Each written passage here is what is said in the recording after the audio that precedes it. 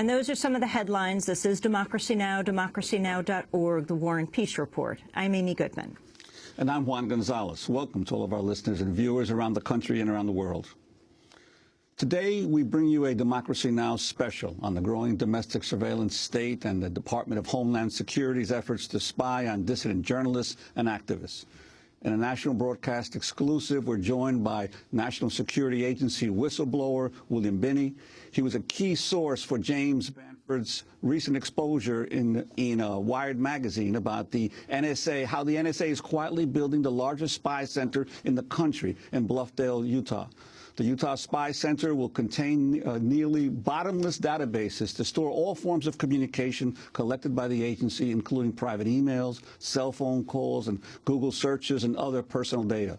Binney served in the NSA for over 30 years, including a time as director of the NSA's World Geopolitical and Military Analysis Reporting Group. Since retiring from the NSA in 2001, he has warned that the agency's data mining program has become so vast that it could, quote, create an Orwellian state. Today marks the first time Binney has spoken on national television about surveillance by the National Security Agency. We're also joined by two individuals who've been frequent targets of government surveillance. Laura Poitras, the Academy Award-nominated filmmaker, and Jacob Appelbaum, a computer security researcher who has volunteered with WikiLeaks. Poitras is the director of the documentary films My Country, and The Oath. Both Poitras and Appelbaum have been repeatedly detained and interrogated by federal agents when entering the United States. Their laptops, cameras, and cell phones have been seized, and presumably their data has been copied. The Justice Department has also targeted Appelbaum's online communications. In November, a federal judge ordered Twitter to hand over information about his account. In October, the Wall Street Journal revealed the Justice Department had obtained a secret court order to force Google and the internet provider Sonic.net to turn over information about Appelbaum's email accounts. William Binney, Laura Poitras, and Jacob Appelbaum will be speaking tonight at the Whitney Museum here in New York for a teach-in on surveillance. The three of them join us here in our studio together in a broadcast for the first time. We're going to begin with William Binney. You worked for the National Security Agency for more than 3 decades. Almost 4. Almost 4 decades. Yeah. You, for a time, directed the NSA's World Geopolitical and Military Analysis Reporting Group. Tell us what you did, and then why you left and what happened to you afterwards. Well, I was the technical director of that group that basically looked at the world. So we looked at all the technical problems of in the world and see how we could solve collection, analysis, and reporting on military and geopolitical issues all around the world, every country in the world. So it was a rather large technical problem to tackle, but and one of the largest problems we thought we had was looking at the World Wide Web and all the ballooning and mushrooming communications in the world. And our ability to deal with that was diminishing over time, so I kind of referred to it as our inability to keep up with the rate of change. So we were falling behind the rate of change. So I had a very small group of people in a lab, and we decided to attack that problem. And we did it by looking at how we could graph the network of communications and all the communications in the world, and then focus in on that graph and use the graph to limit what we wanted to attack. And we basically succeeded at that, but in the process, of course, we scooped up Americans from different places, so we had to protect their identities according to our laws and privacy rights of U.S. citizens. So under UCIT 18, we built in protections to anonymize their identities, so you couldn't really tell who you were looking at. And that's because the NSA could do surveillance from abroad, but not of U.S. citizens. Well, and you see the World Wide Web routes things all over, so you never really know where U.S. citizens' communications are going to be routed. So if you were collecting somewhere else on another continent, you could still get U.S. citizens. That was a universal problem. So we devised how to do that and protect U.S. citizens. And this was all before 9/11. And we devised how to do that, made that effective and operating. So we were actually prepared to deploy about 8 months before 9/11 and actually have a system that would run and manage the what I call 20 terabytes a minute of activity. So, but after 9/11, all the wraps came off for NSA, and they decided to, between the White House and NSA and CIA, they decided to eliminate the protections of U.S. citizens and collect on domestically. So they started collecting from a commercial, the one commercial company that I know of that participated, provided over 300, well, probably on the average about 320 million records of communications of a U.S. citizen to a U.S. citizen inside this country. What company? AT&T. It was long-distance communications. So they were providing billing data. At that point, I knew I could not stay because it was a direct violation of the constitutional rights of everybody in the country. Plus, it violated the Pen Register Law and Stored Communications Act, the Electronic Privacy Act, the Intelligence Acts of 1947 and 1978. I mean, it was just a whole series of, plus all the laws covering federal communications governing telecoms. I mean, all those laws are being violated, including the Constitution, and that was a decision made that wasn't going to be reversed, so I could not stay there. I had to leave. I wanted to get back to, for a moment, when you say that you were developing a way to cope with the fact that the agency was falling behind, just because the sheer volume of the material they were sweeping up was so great that it was impossible at times to find the important intelligence material. So you, in essence, were creating a program that filtered out the valuable stuff. That's right. What did it have a name, the program? Well, it's called Thin Thread. I mean, Thin Thread was our a test program that we set up to do that. By the way, I viewed it as we never had enough data. Okay, we never got enough. It was never enough for us to work at, because I looked at velocity, variety, and volume as all positive things. Volume meant you got more about your target. Velocity meant you got it faster. Variety meant you got more aspects. These were all positive things. All we had to do was to devise a way to use and utilize all of those inputs and be able to make sense of them, which is what we did. And when they didn't use your system, they, the NSA developed another, or attempted to develop another system? Well, that one failed. They didn't produce anything with that one. And that one was called? Trailblazer. Yeah. And Trailblazer. I called it 5-year plan number 1. 5-year plan number 2 was turbulence. And Trailblazer cost how much money? That was, I think, my sense was a little over $4 billion. $4 billion, right. But it was scuttled. It was done away with in 2006.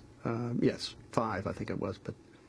But yes, that's right. And we developed our program with $3 million, roughly. And Trailblazer was largely developed by SAIC. Well, there were contributing contractors, yeah. But I think they had the lead. They were the lead contractors in some of the contracts, yeah.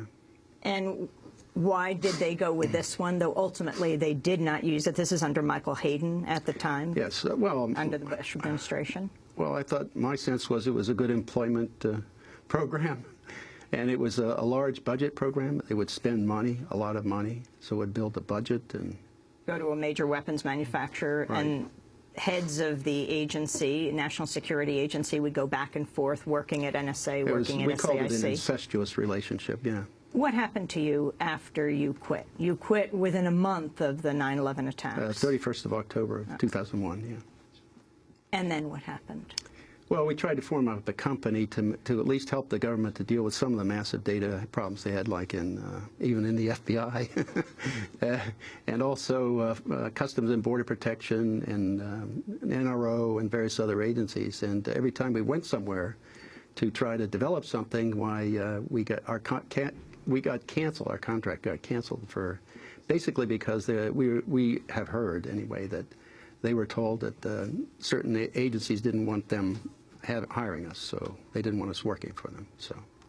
And before you left, in that short period when what it became obvious to you the direction that the NSA was going to, did you, when you raised objections or raised concerns, what was the response? Well, I went directly to the Intelligence Committee because it was their job to, because first of all, when that happened, I mean, the people they had to use to set it up, since they used part of the program we developed to set it up, they had to use our people to set it up initially because no one else knew the code and no one else knew how to get it operating. So when they did that, those people came to me and said, you know, they're doing this, you know, and they told me what they were doing. And so I immediately went to the Intelligence Committee, because the Intelligence Committees were formed to have oversight over the intelligence community to make sure they didn't monitor U.S. citizens. This was a fallout of the Church Committee back in the 70s. The member of the staff that I went to Poitras, who was chairman of that committee at the time, and he referred her to General Hayden for any further, when it was the job of that committee to do the oversight on all this domestic spying, and they weren't doing it, okay? Basically, at the time, according to Dick Cheney's interview on the 10th anniversary of 9/11, he said at that time, only the majority and minority leaders of the HIPSI and the SISI were involved in having knowledge about this program, Stellar Wind, which you had talked with Tom Drake about. Right, the former NSA employee who is also a whistleblower. And that was the program, of course, that Director Mueller reported was the issue that with the hospital visit with Ashcroft. So, and explain that very briefly to remind people. Well, the whole program, I guess, had to be reauthorized every 45 days, and they had to have the director of NSA, the director of CIA, and the Attorney General sign an affidavit that they still needed the program, and it was legal. And when Comey and Goldsmith and the DOJ decided that this really was a violation of the Constitution and was illegal, then that issue came up, and that's what got everybody kind of disturbed and ready actually to resign in 2004, early 2004, I believe that was, and as a part, it was coming up for reauthorization, and so Gonzales left the White House along with one other person I can't remember, and went to the hospital where Ashcroft was, because he had pancreatitis, I believe, and was in the hospital, and Comey was acting Attorney General. And so at that point, they went to Ashcroft to see if he would overrule Comey, who had denied reauthorization and declared it basically illegal. And so they tried to get Ashcroft to overrule that and went to the hospital to do that. And Director Mueller, I think, also quickly got to the hospital to help ensure that Ashcroft was not taken advantage of, I guess. So, when was your home raided? 26th of July of 2007. What happened? Where did you go? I should say that it was the morning of the second day after Gonzales's testimony, the then Attorney General Gonzales's testimony to the Senate Judiciary Committee on the TSP, what was called the TSP, which I referred to as a fabricated plan. It was created to cover a number of plans, one of which was Stellar Wind, and the others which they didn't want to discuss, and the others were wiretapping. And so they picked on the wiretapping ones because the public would generally say, yes, anybody that was potentially a terrorist, a foreign terrorist, communicating with anybody in the United States, we want you to monitor their communications.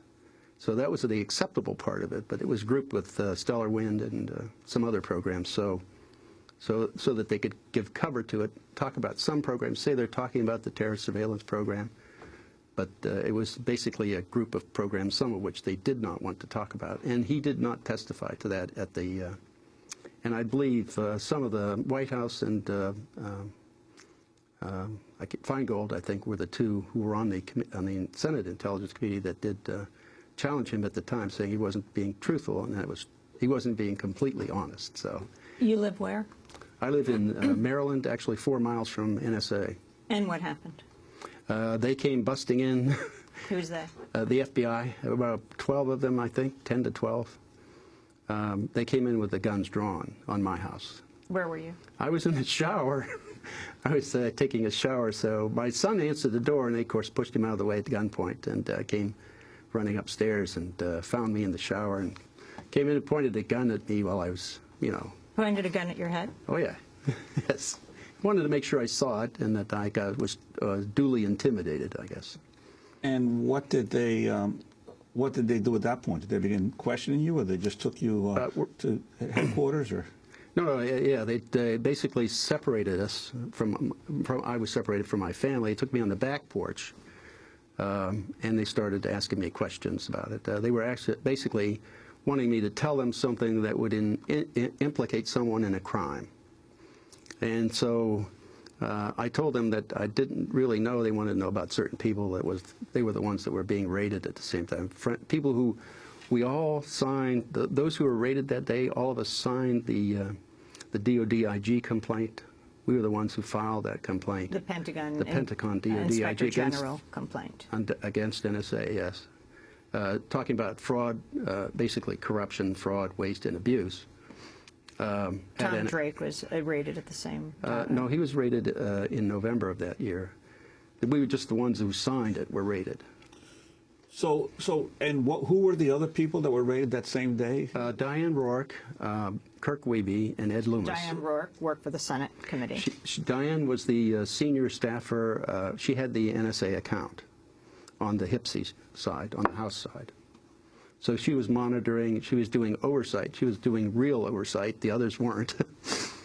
Basically, the others were simply taking what the NSA said verbatim and taking them at their word. So basically, that was not oversight. But Diane would probe and be prying into what they were saying to find out really clearly what was going on.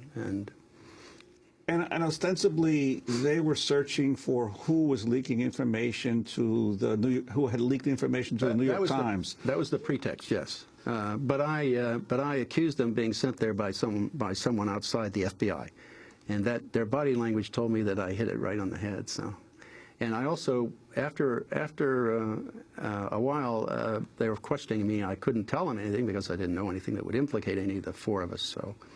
They were looking for leaks. Well, that was the pretext. The leak to give the New York Times thing. The real thing, what they were really doing was retribution and intimidation, so we didn't go to the Judiciary Committee in the Senate and tell them, well, here's what Gonzales didn't tell you, okay? That was what it was really all about. And also it was retribution for that DOD IG complaint, because it was a rather embarrassing report that they gave. So. And what is it that Gonzales didn't tell them, your perspective in terms of what is happening to our national security surveillance situation? Well, it was about Stellar Wind and all of the domestic spying.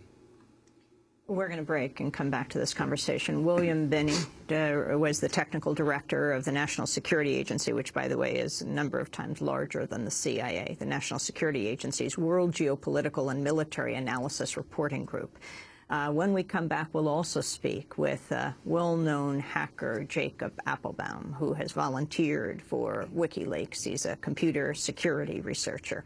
And Laura Poitras, whose films My Country, and The Oath are well-known. She's been nominated for an Oscar. This is Democracy Now! Back